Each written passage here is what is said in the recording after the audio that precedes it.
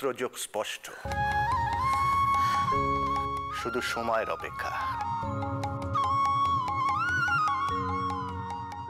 আমাদের সর্বনেশ করে বড়তর বংশধরের মুখ দেখবে? কিছুতেই হবে না অভয়। আমি তোকে বলছি, আকাশে চন্দ্র সূর্য আছে, ধর্মের কল বাতাসে নড়ে, ওদের উপর আমাদের নিঃশ্বাস পড়বে, বড়তরফের উপর নিঃশ্বাস পড়বে। তুই দেখে নিস, আমার কথা মিলিয়ে নিস একবার। ছোট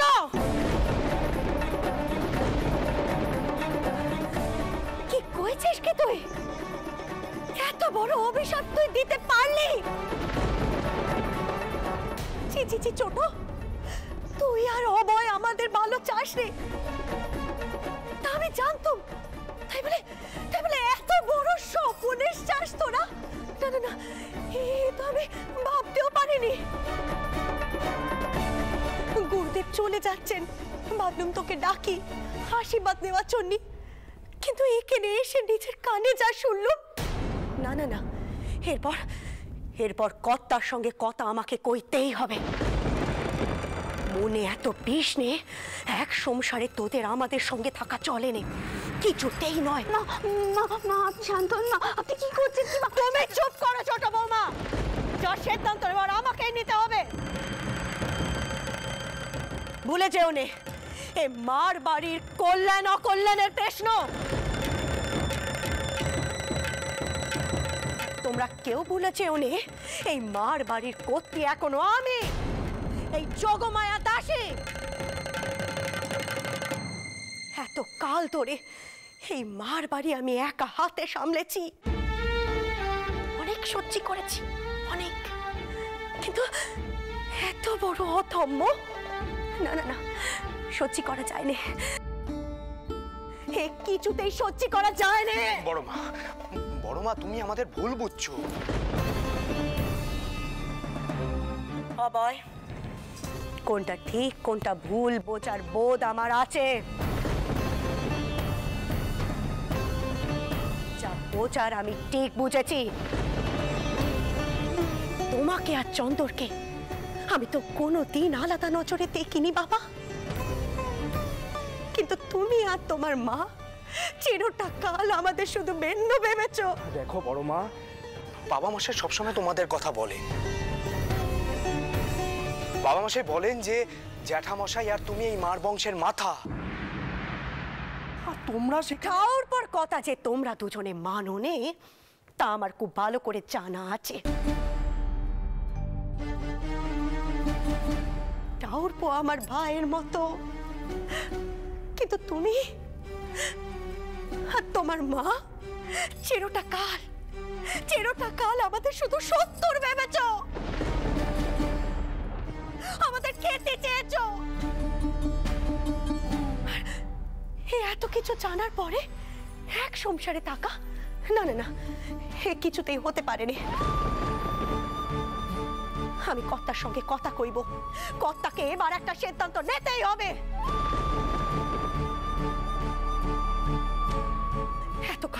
এতকাল দুধ কলা দিয়ে আমি কালি সাপ বসেছি, কালি সাপ।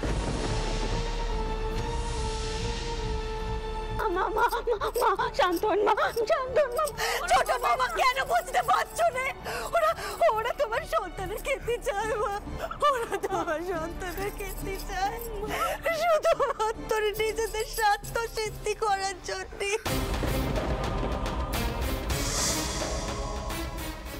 মা, ঠাকুর যা চাইবেন তাই হবে,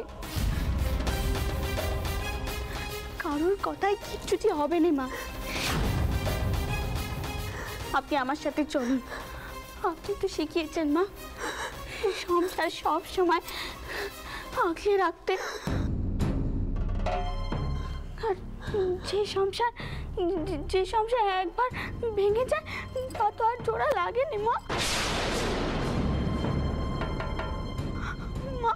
বংশধরের জন্য আপনি এমন কাণ্ডি করবেন? মা, তাক, অনেক হয়েছে। জুতো মেরে আর গরুদান করতে হবে না, বুঝেছো? নিজের পথ পরিষ্কার করতে আমার ঘরের ব্যাটাটাকে তো সরিয়ে দিলে, হ্যাঁ? আর এখন দয়া দেখাতে এসেছো, তাই না? কিছু মনে করো না দিদি, আমিও তোমায় কষ্ট বলে দিচ্ছি। এ সংসারে থাকা আমাদের হাত পোষাচ্ছে না।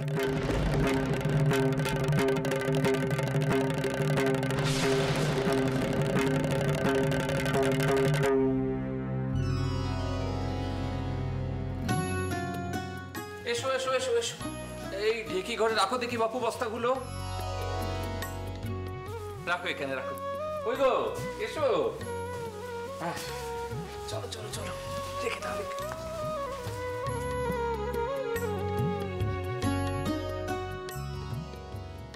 বলি ও চন্দ্রবাবু, এই সকলের জন্য একটু ফলার মাখো দেখি। সে নয় করছি, কিন্তু আপনি সূর্যি ওঠার আগে কোথায় গেছিলেন? ওই শুক্লাল ভাইয়ের ধানের মরাইতে আর ঠাঁই হলো না, তাই ভাবলুম যে ঢেঁকি করে ধানগুলো তুলে দিই। ক বছর আগে রঘুবীরের নাম জপ করে ধান রয়েছিল মনে পড়ে? তারপর থেকে রঘুবীর আমাদের সংসারে আর অভাবটি পর্যন্ত রাখেননি। রাম কিন্তু আগেই কয়েছিল ওই 1 বিঘে জমিতেই 100 বিঘের ফলন হবে, তাই না? রঘুবীরের উপর রামের যে বড় বিশ্বাস গো চন্দ্রবাবু, বড় বিশ্বাস। কাতুর বিয়ে দিই, তারপর রামেরও একটা ভালো বিয়ে দিতে হবে, বুঝলে? সেই কবে বলো দেড়ে গ্রাম থেকে কামার পুকুরে এলুম, চন্দ্রবাবু তখন যেন দিশে পাচ্ছিলুম না। সর্বক্ষণ মনে হতো রঘুবীরের নাম জপ করেই কাটিয়ে দিই। তারপর ভাবলুম এও তো এক ধরনের পলায়ন, তাই না বলো? পলায়ন তো। সংসারের দায়িত্বে চিনতে তার জন্য রঘুবীরের আশ্রয় নেব। তখন ধীরে ধীরে বুঝলুম এসব হচ্ছে রঘুবীরের পরীক্ষা। আমরা কখনো তা বুঝি আর কখনো বুঝি নে। কইছিলাম কি, এবার একটু একটু করে রামকে যজমানির কাজ শেখান। সারাক্ষণ ওই পণ্ডিত মশাইদের সঙ্গে টলে পড়ে থাকলে হবে নাকি?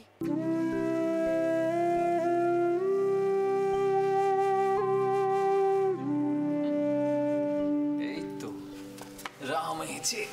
তা বাবা রাম, সূর্যি ওঠার আগে টলে চলে গিয়েছিলিস বাবা? হ্যাঁ বাবা, ব্রাহ্ম মুহূর্তে পড়াশোনা ভালো হয়। চতুষ্পীঠেতে তো এখন ব্যাকরণ পড়াচ্ছে।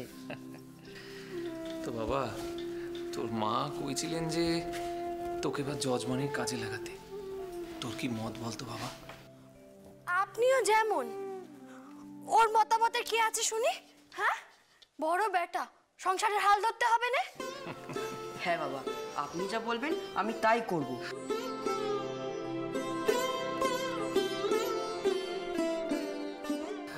এখন আমি ভেতরে গেলুম, রঘুবীরের ভোগ নিবেদন করতে হবে। বাবা যা যা যা। ভাই চাটুচ্ছে? ভাই শুক্লাল, এসো এসো এসো, বসো বসো। তা তোমার ঢেকি সালে সব ধান আটলো? সবই তো রঘুবীরের কৃপা। তো বলছিলাম যে তোমার বউঠান গাছের চাপা কলা দিয়ে একটু ফল আর মেখেছে, একটু মুখে তোলো। সে তো মুখে তুলবই। আপনারা খান, আমি আসি। হ্যাঁ, তুমি কি কেবলমাত্র ফলার করেই আমাকে বিদায় করবে? বৌঠানকে বলো ভালো করে পাত পেরে খাওয়াতে। ও কি যে কইছেন ঠাউরপো, সে তো আপনার পায়ের ধুলো পড়লেই হবে। সে আমি জানি বৌঠান। চাটুর্যে যখন প্রথম কামার পুকুরে এলো, আমি কেবলমাত্র 1 বিঘা জমি দিতে পেরেছিলাম। জমিটা খুব একটা খারাপ না হলেও ভালো উর্বর ছিল না, কিন্তু রঘুবীরের কৃপায় এমন চমৎকার তো ঘটলো। আজ আপনাদের দেখে আমি মনে বড় শান্তি পাই। রামটাও কেমন ধীরে ধীরে বড় হচ্ছে, আর আপনাদের কষ্টও দূর হয়ে যাচ্ছে। জয় রঘুবীর। যে সংসারে সকলের এমন ভক্তি, সেই সংসার থেকে কি ঈশ্বর কখনো মুখ ফিরিয়ে থাকতে পারেন? তিনি তোমাকে তো অন্তত আশীর্বাদ করবেই। না না না ভাই, এমন করে কইও না, এমন করে কইও না। সে তো বড় ভাগ্যি আমার যে রঘুবীর শিলারূপে আমার ঘরে এসেছেন।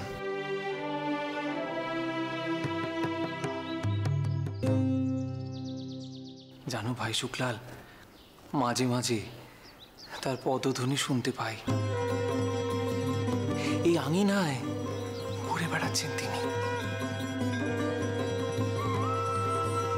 কেন যে এমনটি হয় কে জানে। জয় রঘুবীর।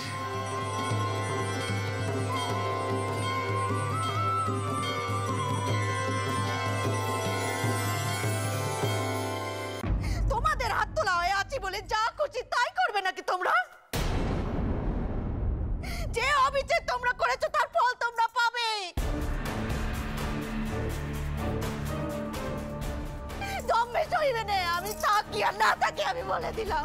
আমিও তো তাই বলছি ছোট,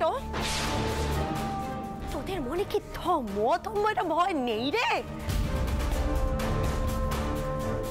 ছোট খুড়িমা, সরোজ বউ আর তার ছেলে এখন নিরাপদ আর সুস্থ পরিবেশে আছে। হ্যাঁ, আমি ওদের জোর করে ও বাড়িতে রেখে এসেছি। তার কারণ আপনার নাতি এই বাড়িতে থাকলে আপনি তাকে সুস্থ স্বাভাবিকভাবে বড় হতে দিতেন না। দেখো চন্দর, তুমি যে কোনো কাজ তোমার বউয়ের পরামর্শ ছাড়া করো না, সে কথা আমার খুব ভালো করে জানা আছে, কিছু মনে করো না। কিন্তু যে কাজটা তুমি করেছো সেটা তোমার আমার অনুমতি না নিয়ে করা উচিত হয়নি।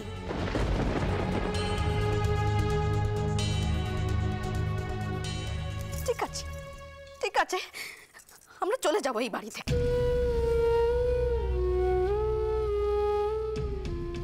তোমাদের কেতি হোক সেটা আমরা চাইনি, কিছু মনে করো না দিদি। আমি যাই গিয়ে তোমার ঠাকুরপোকে বলি যে আমরা গাছ তলায় গিয়ে দাঁড়াবো। এই ওজনে ভিক্ষে ঝুলি হাতে নিয়ে রাস্তায় ভিক্ষে করে খাবো, তবু তোমাদের সংসারে থাকবো না। মা কি হচ্ছে মা? সংসারটা যে ভেঙে দু টুকরো হয়ে যাচ্ছে মা। আপনি কিছু করুন মা, মাথা ঠান্ডা করুন মা, আপনি কিছু করুন। ছোট, এ বাড়ি ছেড়ে চলে আমি তোদের যেতে বলিনি।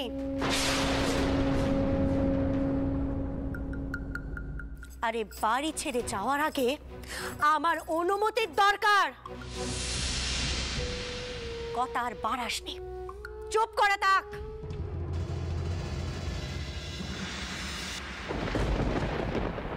বৌমা, চলে এসো তোমরা।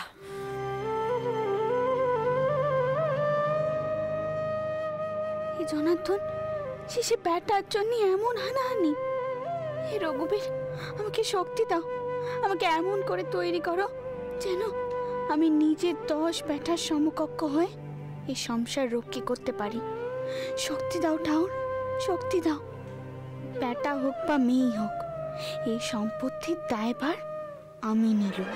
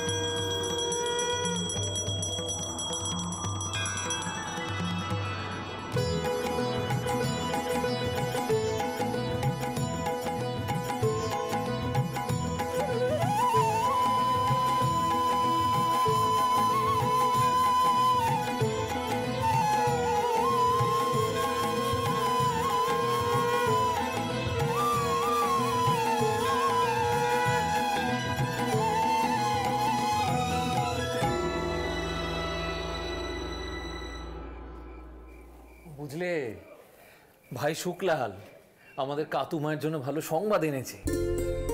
ওমা, তাই নাকি? তা কি গো? বৌঠান, আমি বুঝিয়ে বলছি, সব বলছি। আপনি প্রসাদ নিয়ে আসুন, আমি সব বলছি। বুঝলে চাটুর্যে, আজ সকালে যখন এইখান থেকে আমি বেরোলাম, বাইরে হঠাৎ ওই ঘটকের সঙ্গে আমার দেখা।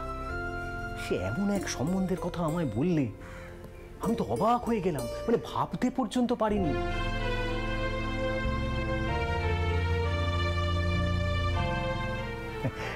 বুঝলে চাটুর্যে, এমন ঘরে যদি আমরা আমাদের কাতুমায়ের বিয়ে দিতে পারি তাহলে ভীষণ ভালো হবে। এগো ঘর যদি ভালো হয় তাহলে আর বিয়েতে অমত করব না।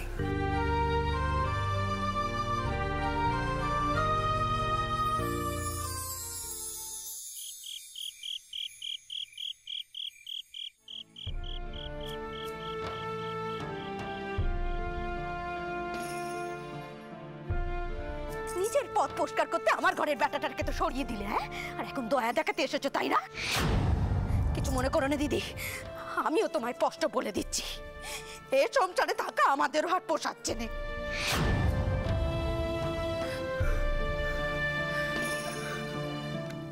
মন খারাপ করিস নে বউ, তুই তো জানিস ছোট কুড়িমা তোকে কোনোদিনই সহ্য করতে পারেন না, আর হিংসেও করেন। কেন বলতো দিদি, আমাদের সমাজে ব্যবসায় সভ্যত শুধু ছেলেদের প্রয়োজন, মেয়েরা কি কিছু কম? সংসার সামাল দেওয়া তো আর মুখের কথা নয়। শিক্ষে দীক্ষে পেলে মেয়েরাও তো বাইরের জগৎ সামলাতে পারবে। এখন ঘরে ঘরে শুধু একটাই কথা গো দিদি, একটাই কথা, সকলে সকলে সকলে ভয় পাচ্ছে, সকলের চোখে আমি হিংসে দেখছি না তো দিদি, সকলের চোখে হিংসে দেখছি। কাঁদিস নে বোন আমার, কাঁদিস, চুপ কর। দেখ, তুই যদি এত ভেঙে পড়িস তবে আমরা কোথায় যাই বল দেখি? তবু তো লোকে তোকে কত মান দেয়, তোর আদর যতন করে। লোকের আশা তুই একদিন ঠিক এই বংশের পিতিম দিবি, কিন্তু কিন্তু আমার কথাখানা একবার ভেবে দেখ।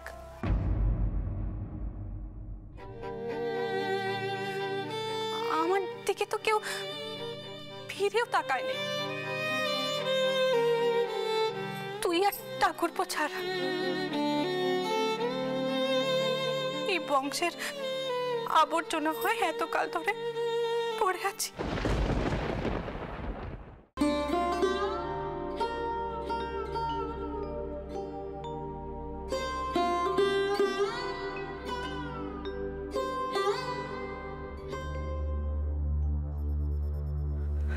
না দিদি, আর নয়। নিজেদের মুখের কষ্ট আমি আর সইতে পারছি না। সকালে যে কথাখানে আমি হেসে হেসে কইছিলাম, সেই কথাই এখন আমার জীবনের সার কথা হবে। আমি নিজেকে তৈরি করব। একদিন যদি আমার পাশে কেউ না থাকে, আমি এই সম্পত্তি নিজে রক্ষা করব। সবাই দেখবে মেয়েরাও কিছু কম নয়। আমিও তো একই কথা বলি রানী। তারা হলেন দশভুজা, 10 দিকে তাদের নজর। তারা এক হাতে যেমন অসুর বধ করেন, আবার অন্য হাতে পরম যত্নে সন্তান পালন করেন। এই হলো তাদের রূপ। একদিন এই কথা সারা দেশ বুঝবে। তেমনি করে আইন লেখা হবে রানী, আর সেই যুগ আসতেই হবে। এই দেখো তোমার জন্য কি এনেছি। অক্ষরের সাথে তোমার পরিচয় করে দেওয়ার জন্য। নাও।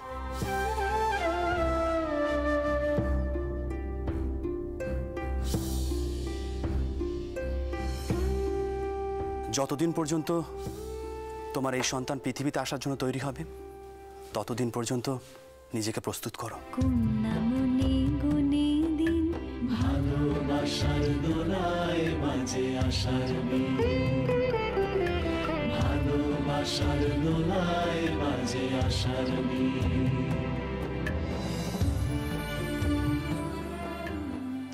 বোঠান, আপনি একটু লক্ষ্য রাখবেন, এই কথা যেন কোনোভাবে জানাজানি না হয়, তাহলে আবার সমস্যা তৈরি হবে। তুমি চিন্তা করো না ভাই, আমি আমার সংস্কার কাটানোর চেষ্টা করছি। অন্তত বউ তো মাথা উঁচু করে বাঁচুক। ভালোবাসার দোলায় বাজে আশার বীণ, ভালোবাসার দোলায় বাজে আশার বীণ।